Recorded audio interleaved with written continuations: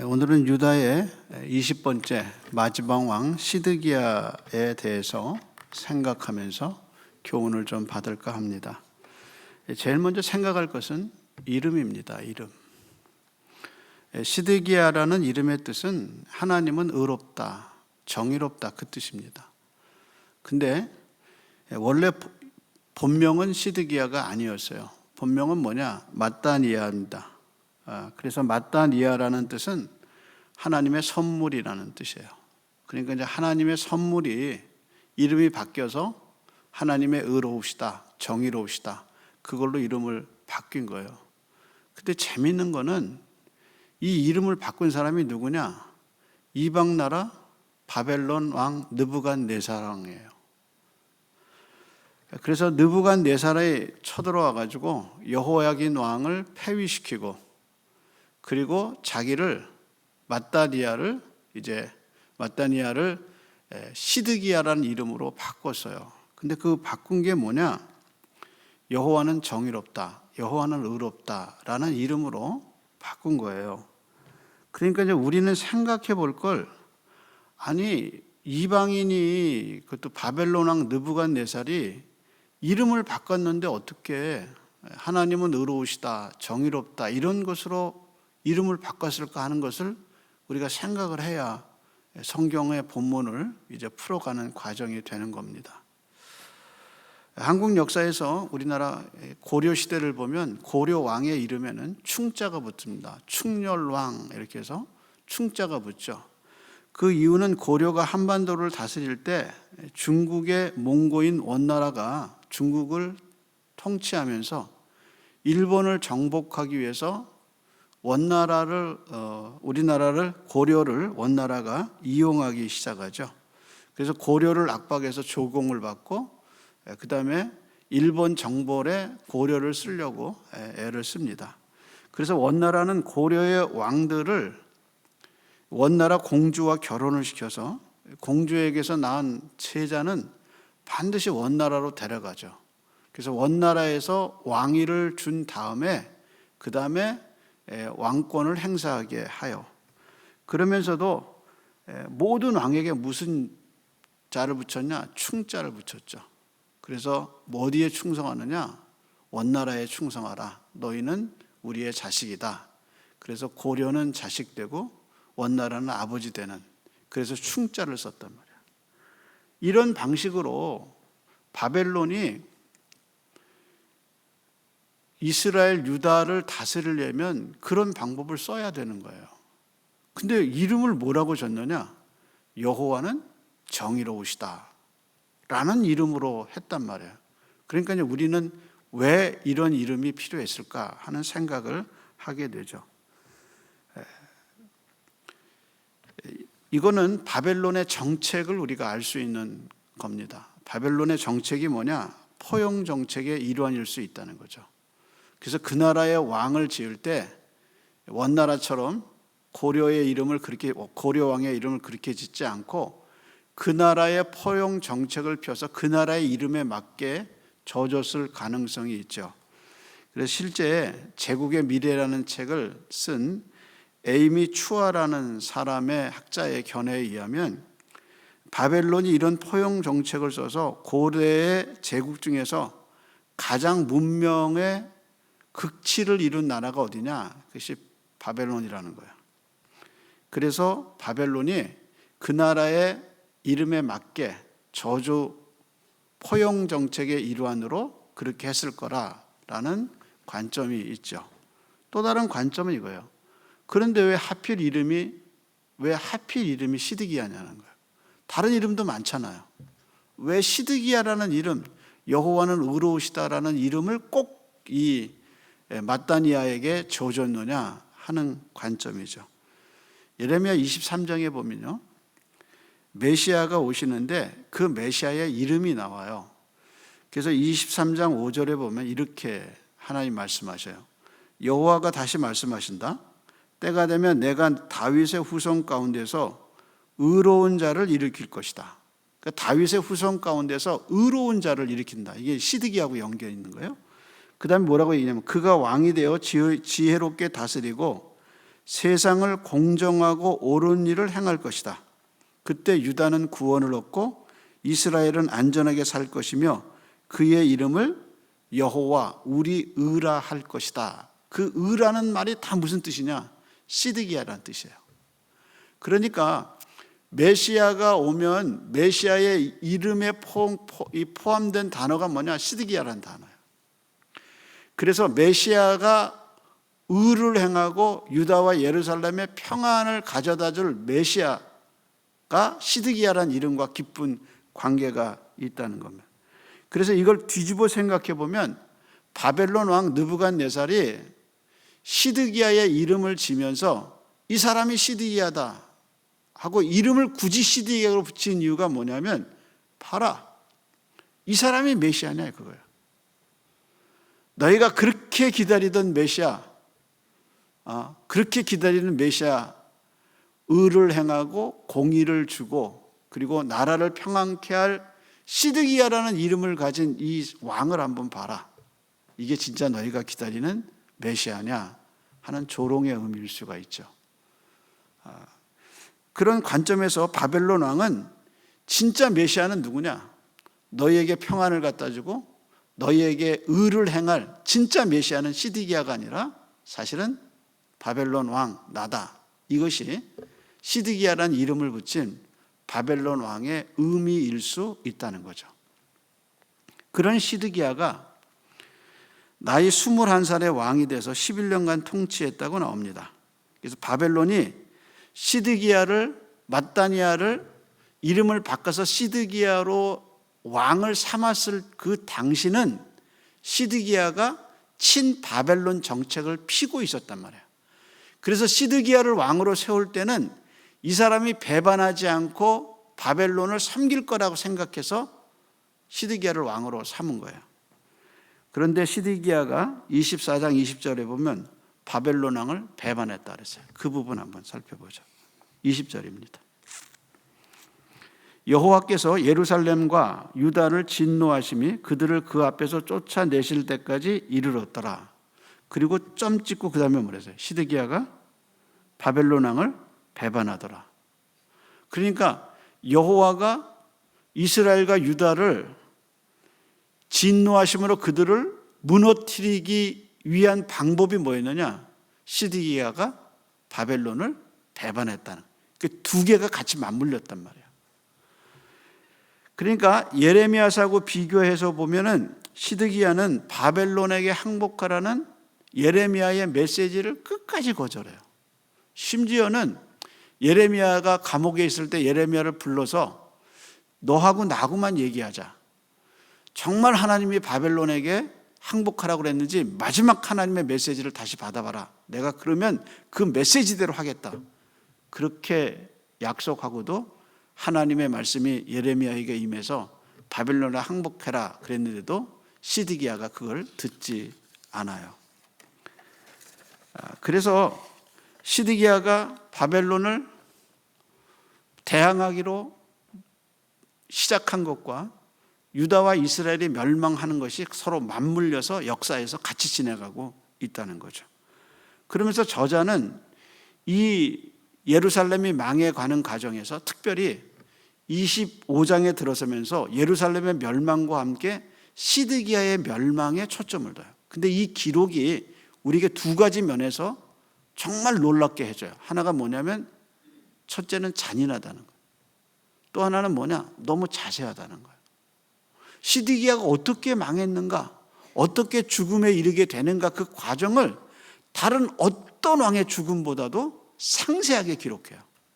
그래서 저자는 예루살렘에 시드기야가 어떤 최후를 맞았는가를 상세히 기록하면서 시드기야가 바벨론에 항복하지 않고 저항의 길을 선택했는데 바벨론이 예루살렘을 포위한 때가 언제냐? 시드기야 9년이다.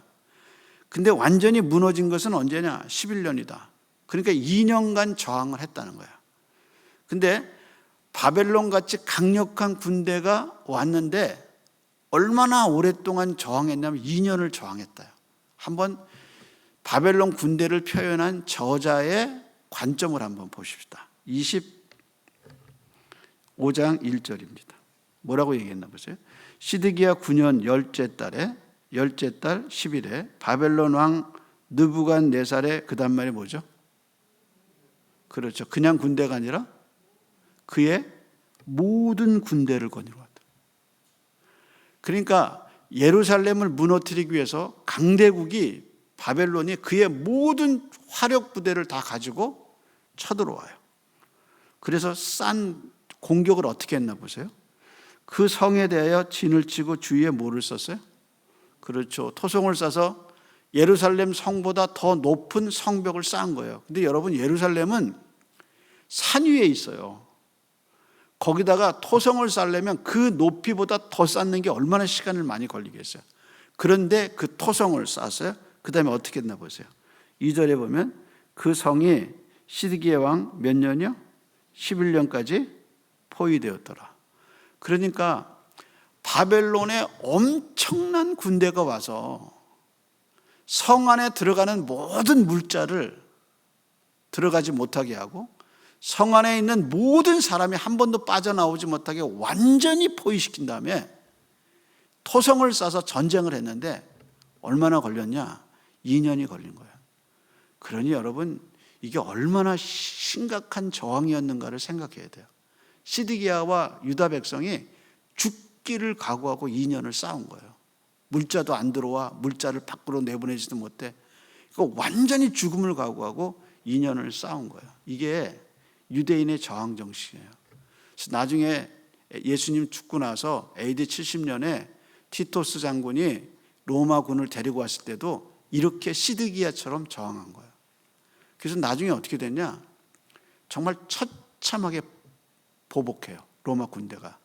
그것처럼 이 바벨론 군대도 어떻게 시드기야에 대해서 처벌했는가가 지금 이 저자의 관점입니다. 그래서 시드기야가 이제 전쟁에서 더 견딜 수 없자 도망을 해요. 근데 4절에 보면 어디로 가나 한번 보세요. 4절입니다. 이렇게 얘기하죠. 그 성벽이 파괴됨에 모든 군사가 밤중에 두 성벽 사이 왕의 동산 견문길로 도망하여 갈대아인이 그 성읍을 에워쌌으므로 그가 어디로 가죠? 그렇죠. 아라비아로. 우리가 지난번에 갈라디아 할 때 아라비아 얘기 나오죠. 다메섹 쪽으로. 다메섹 그 근처가 아라비아로 광야로 가는 그쪽이거든요. 그래서 저자가 이 과정에서 혼자 가지 않고 반바벨론주의를 채택했던 시드기야가 그것을 자신의 망명지로 선택한 것이 어디냐? 그러니까 아라비아 길로 선택했다는 것은 아라비아 길을 따라가다 보면 모압과 암몬으로 가게 돼 있어요. 근데 모압과 암몬으로 간 이유가 뭐냐면 모압과 암몬과 함께 반바벨론주의를 같이 저항했던 나라가 어디냐? 모압과 암몬이란 말이에요. 그러니까 자신의 망명지로 모압과 암몬을 염두에 두고 아라비아 길로 빠져가고 있는데 잡혀요. 근데 잡히는 과정이 5절에 나오죠. 5절 한번 보겠습니다. 갈대아 군대가 그 왕의 뒤를 쫓아가서 여리고 평지에서 그를 따라 잡음에 그 다음 말이 이제 비참해지는 거예요. 뭐라고 그랬냐면 왕의 모든 군대가 그를 떠나 어떻게 했어요? 흩어졌더라. 그러니까 왕의 군대가 친위대가 이 왕을 보호해서 아라비아계를 지나서 모압과 암몬까지 데려다 줘야 하는 것이 이 왕의 친위대의 역할이에요. 근데 갈대아 군대가 찾아오니까 어떡하냐? 싸워보지도 않고 다 도망했어요. 그래서 이게 흩어졌다는 말의 뜻이 이게 의미가 사사기 7장에 가면 기드온이 300명 군사를 가지고 적과 싸울 때 항아리를 깨뜨리고 그 다음에 나팔을 불죠. 그 나팔을 불 때 어떻게 했냐면 적군들이 그 소리에 놀라서 자기네끼리 싸우고 흩어져요. 그러니까 지금 이 장면이 적군을 물리쳤을 때 하나님이 함께 했을 때 그 적군이 흩어지는 장면과 지금 왕을 모시고 갔던 이 친위대들이 흩어지는 장면이 똑같아요. 그러면서 이 왕을 혼자 두고 다 도망가는 이 창피하고 수치스러운 장면을 우리에게 보여주죠. 그러니까 시드기야는 어떻게 했냐? 다 도망가고 혼자 남아요. 그리고 자기 가족들만 남아요.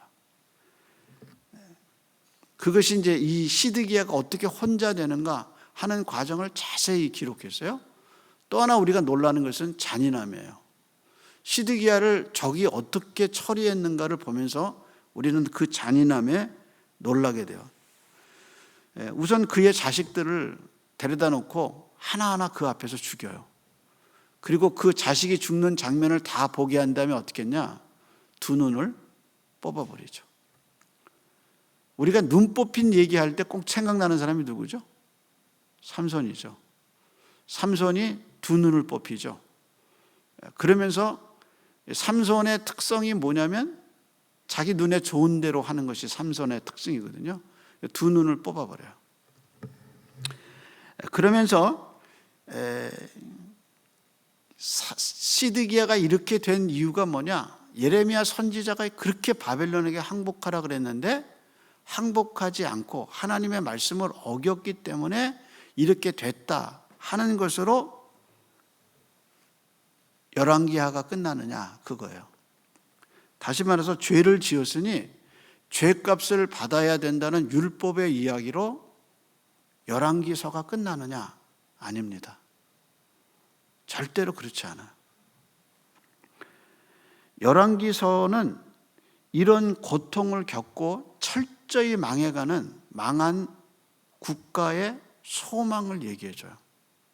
그러니까 죄를 지었으니까 반드시 죽고 죄의 율법이 정죄된 대로 반드시 사망에 이르러야 한다는 것으로 성경이 끝난다면 우리는 아무 소망이 없어요.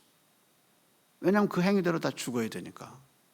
근데 열왕기서의 저자는 여기서 끝나지 않아요. 우선 두 눈을 뽑히긴 했지만 시드기야가 죽지 않아요. 그리고 시드기야가 쇠사슬에 끌려서 바벨론으로 끌려가요.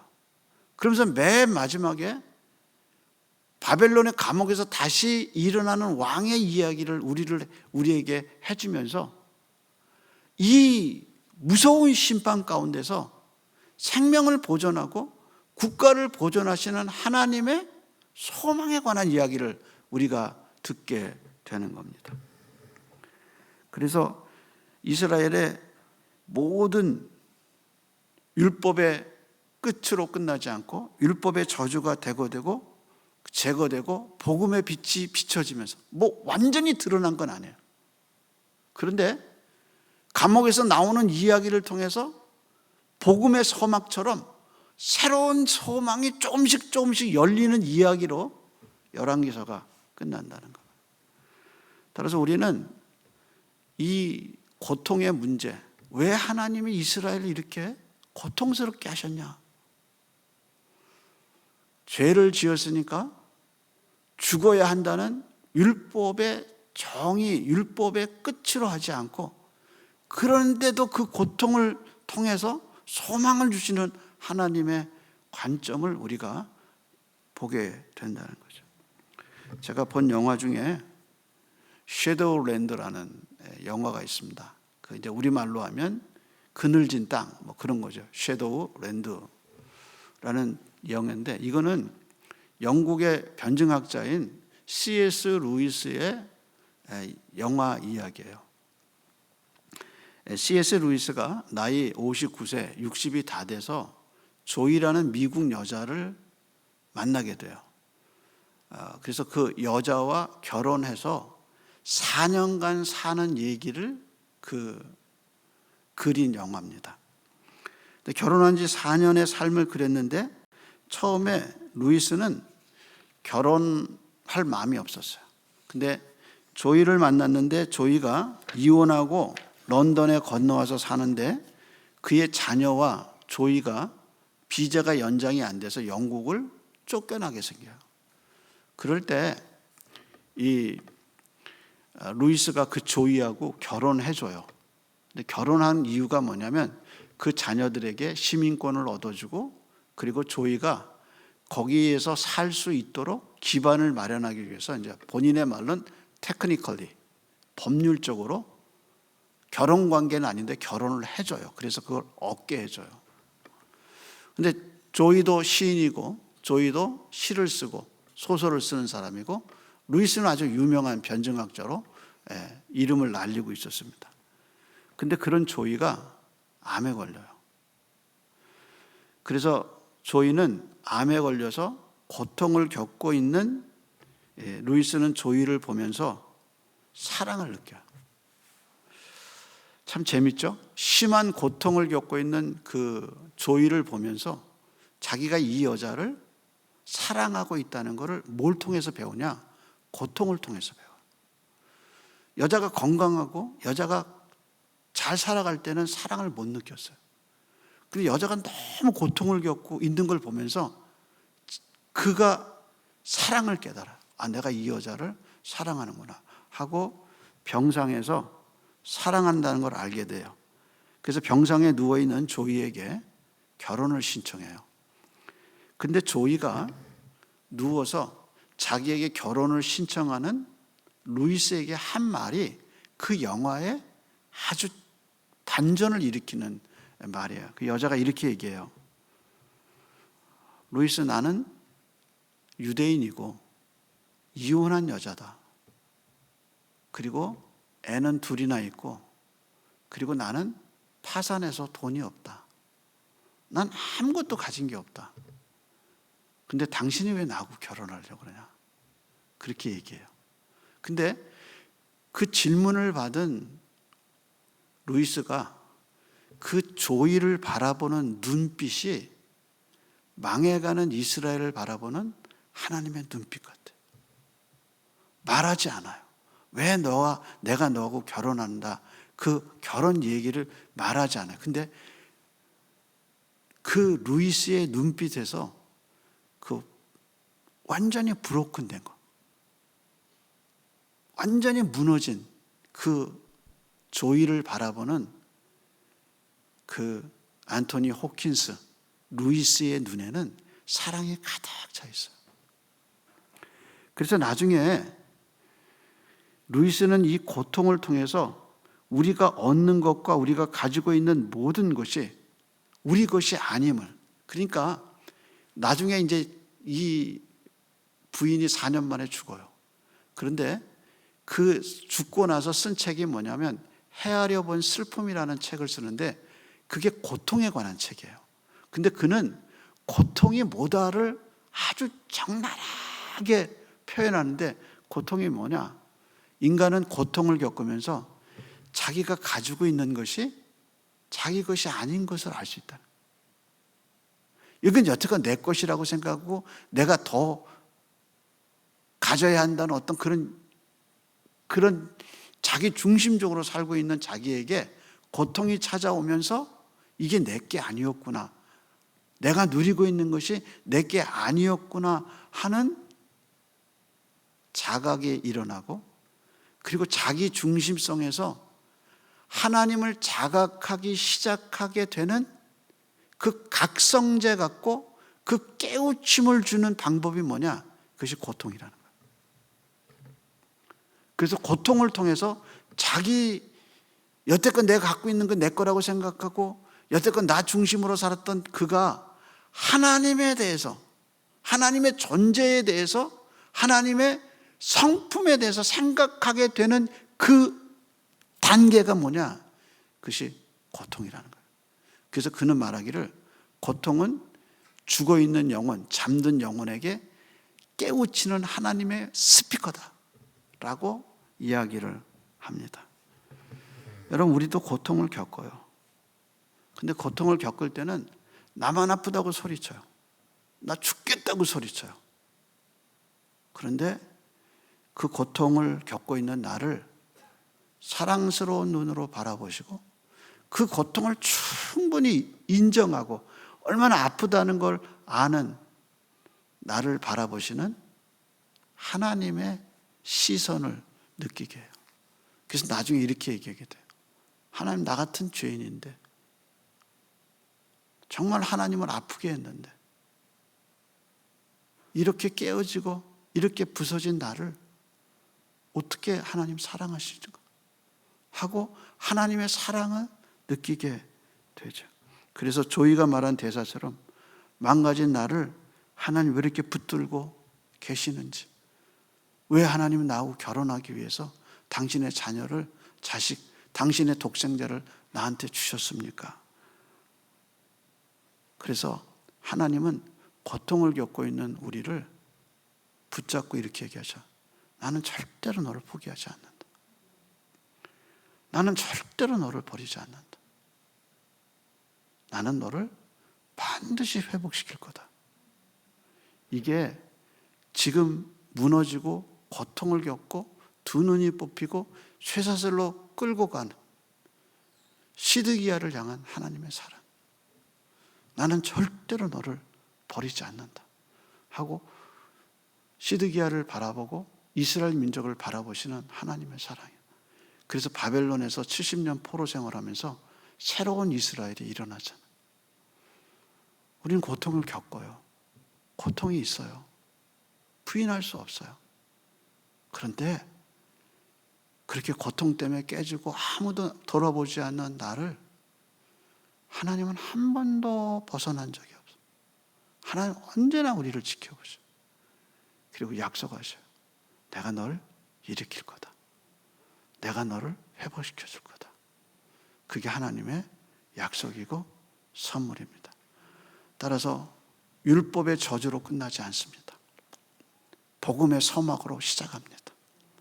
하나님은 능히 그렇게 하실 수 있는 분이십니다. 기도하겠습니다.